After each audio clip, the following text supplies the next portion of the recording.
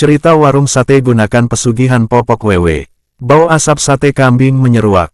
Hembusan angin yang bertiup kencang membawa asap bakaran arang sate itu terbang menusuk hidung orang-orang yang lewat.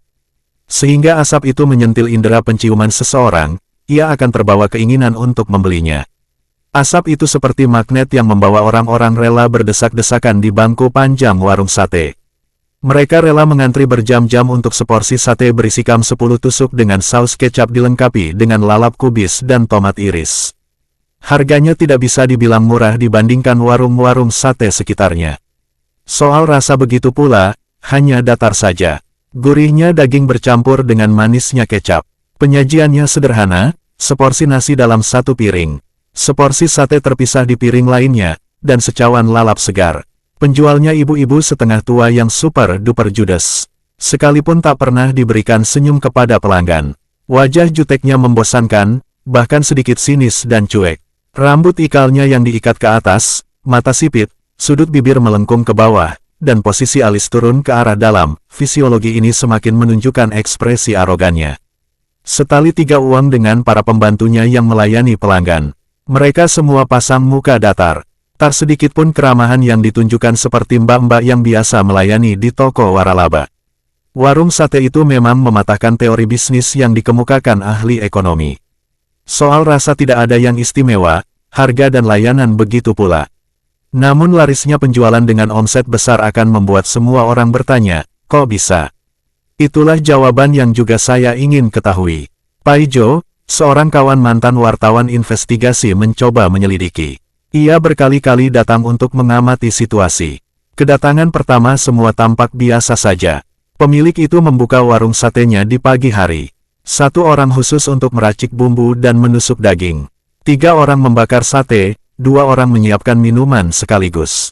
Mengantarkan makanan kepada pembeli di bangku-bangku panjang. Kedatangan kedua, Paijo mengamati lebih detail lagi. Sengaja ia datang sebelum warung sate itu buka. Ia berupaya melihat bagaimana persiapan yang dilakukan pemilik warung sebelum menggelar dagangannya. Benar saja ia menemukan sedikit kejanggalan saat pemilik warung sedang menyalakan bara api di atas arang. Ditaburkannya bubuk berwarna putih saat api di atas arang itu mulai menyala. Aroma asap menjadi semakin wangi menusuk hidung. Paijo semakin penasaran, ia tergerak untuk membuka tabir pesugihan apa yang digunakan. Sebagai penglaris oleh pemilik warung sate itu, Paijo datang untuk ketiga kalinya, ia mengamati dengan seksama seluruh ruangan warung sate itu. Matanya menyisir seluruh lantai, tak ada yang aneh. Meja kayu berpasangan dengan bangku panjang pun tampak biasa saja. Lalu ia melihat ke dinding dengan berbagai macam kalender dengan gambar-gambar iklan tertempel di sisi-sisi dinding. Hal yang biasa nampak di warung-warung sate sekitarnya. Tak puas dengan yang sudah dilihat, kepala Paijo mendongak ke atas. Benar saja ia mendapati sesuatu yang janggal. Ada sesuatu yang digantung terbungkus dengan kain berwarna putih, besarnya sekepal tangan orang dewasa. Ia tahu betul apa bungkusan itu sebenarnya. Ia pernah menemukannya juga di warung milik temannya. Bungkusan itu adalah Popok Wewe. Wewe Gombel adalah bangsa jin dengan kelamin perempuan. Wewe memiliki bentuk seperti genderuwo, tetapi versi wanita.